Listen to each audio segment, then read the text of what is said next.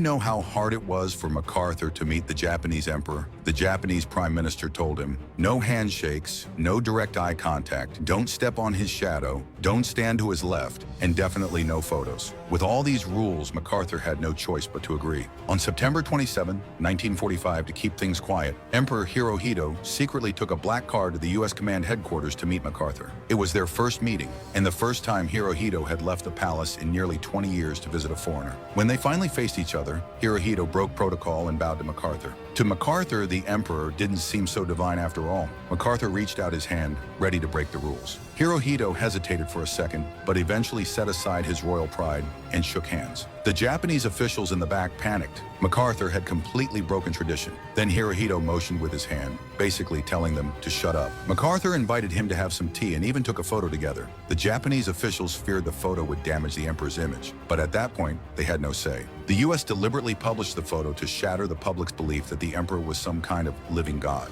In front of MacArthur, Hirohito was extremely cautious, even afraid that one wrong move might cost him his life. Every time MacArthur said something, Hirohito would immediately stand up, bow respectfully, and respond humbly, basically begging MacArthur to spare his life. Even though MacArthur didn't think much of Hirohito's behavior, he wasn't there to punish him. He wanted to use him. By controlling Hirohito's influence, MacArthur aimed to control Japan from the roots. In the end, faced with the choice between his life and his country's future, Hirohito didn't hesitate. He chose to save himself. Thanks to U.S. support, Hirohito, one of World War II's biggest war criminals, completely escaped trial. To this day, no one knows exactly what was said between them. But that meeting not only saved Hirohito from becoming a war criminal, it also preserved the imperial system. On January 19, 1946, the International Military Tribunal for the Far East was established. A total of 118 suspected war criminals were indicted, and 28 were eventually put on trial. Over more than 2 years of proceedings, 2 died of illness, and 1 was exempted due to insanity, leaving 25 for final judgment.